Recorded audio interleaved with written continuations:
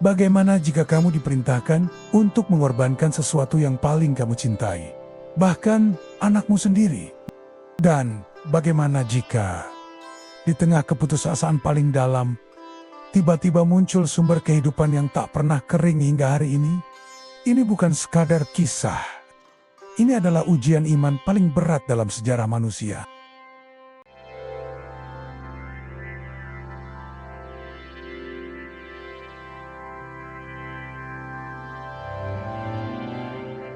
Bayangkan sebuah lembah tandus, tanpa air dan tanpa kehidupan. Di tempat sunyi itulah, Nabi Ibrahim meninggalkan istrinya, Siti Hajar, dan bayi mereka, Nabi Ismail. Bukan karena kejam, melainkan karena sebuah perintah dari Allah.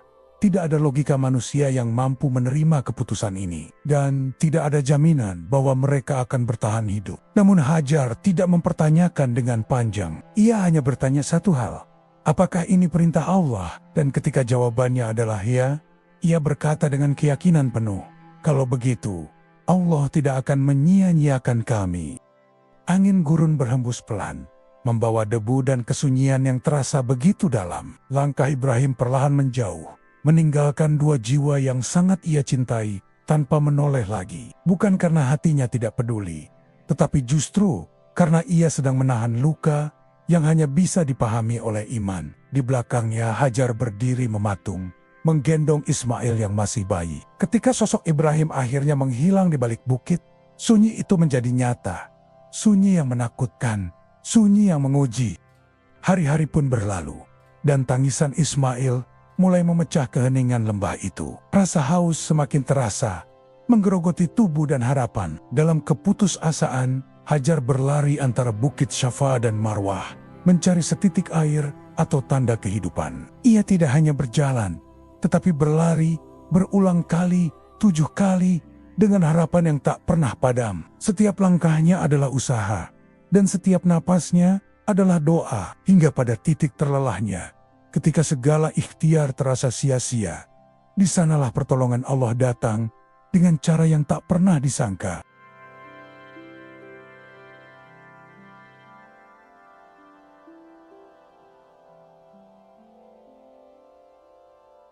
Ketika air benar-benar habis, tangisan Nabi Ismail memecah kesunyian lembah yang tandus itu. Siti Hajar berlari antara bukit Safa dan Marwah sebanyak 7 kali.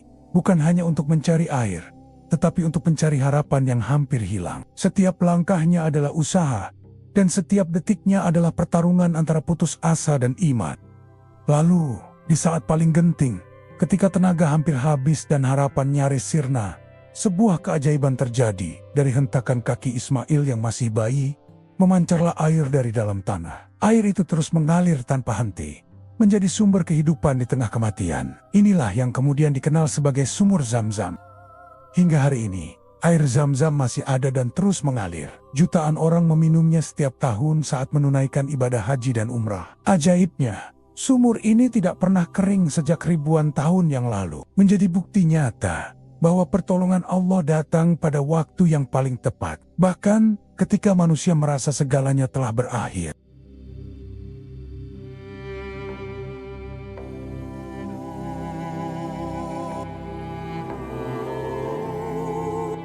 Bertahun-tahun kemudian, Nabi Ismail tumbuh menjadi seorang anak yang taat dan berbakti. Di saat hubungan ayah dan anak itu semakin kuat, datanglah sebuah mimpi yang mengguncang hati. Nabi Ibrahim menerima perintah dari Allah untuk menyembelih putranya sendiri. Ini bukan sekadar ujian biasa, melainkan puncak dari keimanan. Sebuah perintah yang melampaui logika dan perasaan manusia. Dengan hati yang berat, namun penuh ketaatan, Ibrahim menyampaikan mimpi itu kepada Ismail. Tidak ada penolakan, tidak ada ketakutan yang ditunjukkan. Justru, jawaban Ismail menjadi salah satu momen paling menggetarkan dalam sejarah. Ia berkata dengan penuh keteguhan, "Wahai ayahku, lakukanlah apa yang diperintahkan kepadamu. Insya Allah engkau akan mendapatiku, termasuk orang yang sabar." Dalam dialog singkat itu, tersimpan makna yang begitu dalam. Ini bukan hanya tentang pengorbanan seorang ayah, tetapi juga tentang keimanan seorang anak. Keduanya tunduk pada kehendak Allah dengan keyakinan yang sempurna, menunjukkan bahwa cinta kepada Tuhan berada di atas segalanya.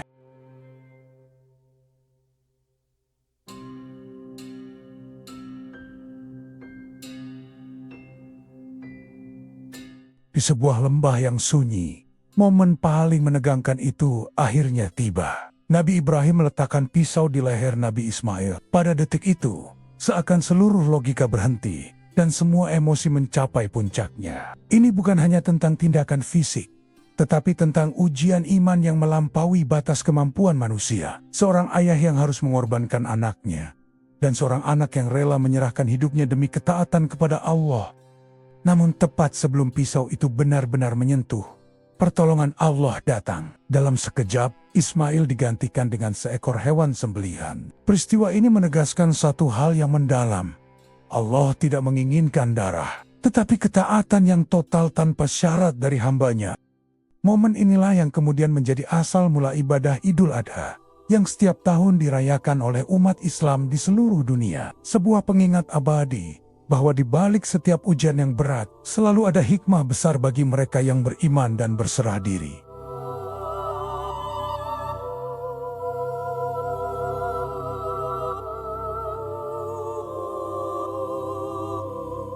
Lembah yang dulu sunyi dan tandus itu perlahan mulai berubah. Kehadiran air dari sumur Zam-Zam menarik kabilah untuk datang, menetap, dan membangun kehidupan. Dari titik inilah, sebuah peradaban mulai tumbuh, dan kota suci Mekah pun perlahan menjadi hidup.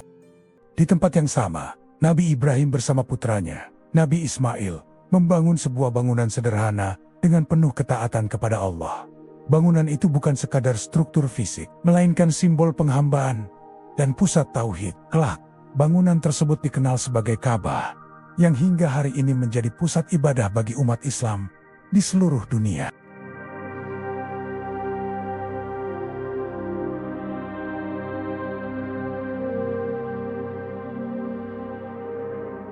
Apa yang dialami Siti Hajar tidak pernah hilang dari ingatan umat manusia. Perjuangannya diabadikan dalam setiap langkah ibadah. Lari antara Bukit Safa dan Bukit Marwah kini menjadi bagian dari ibadah sa'i dalam haji dan umroh. Sebuah simbol ikhtiar tanpa henti di tengah keputusasaan. Air dari sumur Zam-Zam pun terus mengalir dan diminum oleh jutaan orang setiap tahun, membawa doa, harapan, dan keyakinan dalam setiap teguknya. Semua ini bukan sekadar rangkaian ritual, melainkan jejak hidup dari sebuah perjuangan nyata tentang kesabaran, keimanan, dan keyakinan bahwa pertolongan Allah selalu hadir pada waktu yang paling tepat.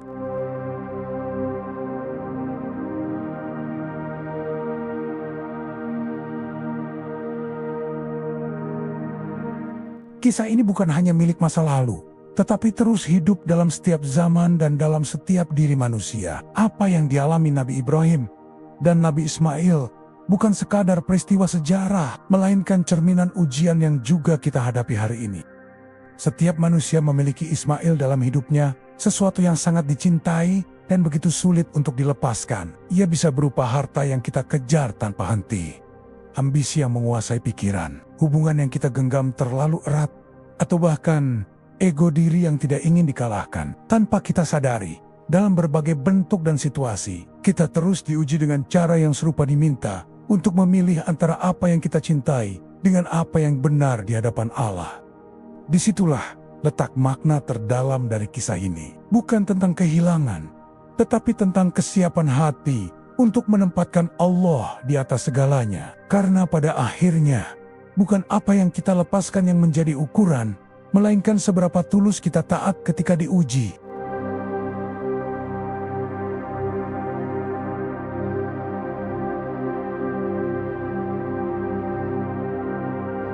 Kisah ini bukan hanya tentang sejarah, tetapi tentang cermin bagi setiap hati yang mau merenung. Apa yang dialami Nabi Ibrahim, Siti Hajar, dan Nabi Ismail adalah gambaran nyata tentang iman yang diuji hingga batas tertinggi. Ini tentang apa yang paling kamu cintai, seberapa besar kamu benar-benar percaya, dan sejauh mana kamu siap untuk taat tanpa syarat. Karena dalam hidup akan selalu ada momen ketika kita diminta memilih, bukan dengan logika, tetapi dengan keyakinan. Dan seringkali, jalan menuju keajaiban tidak dimulai dari kemudahan, melainkan dari pengorbanan yang terasa mustahil. Namun justru disitulah pertolongan Allah hadir, mengubah kehilangan menjadi keberkahan, dan ujian menjadi awal dari sesuatu yang jauh lebih besar. Sekarang, bayangkan Jika kamu berada di posisi Nabi Ibrahim, Siti Hajar, atau Nabi Ismail, apakah kamu akan tetap percaya? Atau justru menyerah pada logika dan rasa takut? Karena mungkin ujian terbesar dalam hidupmu bukan untuk menghancurkanmu, melainkan untuk menunjukkan seberapa kuat imanmu sebenarnya.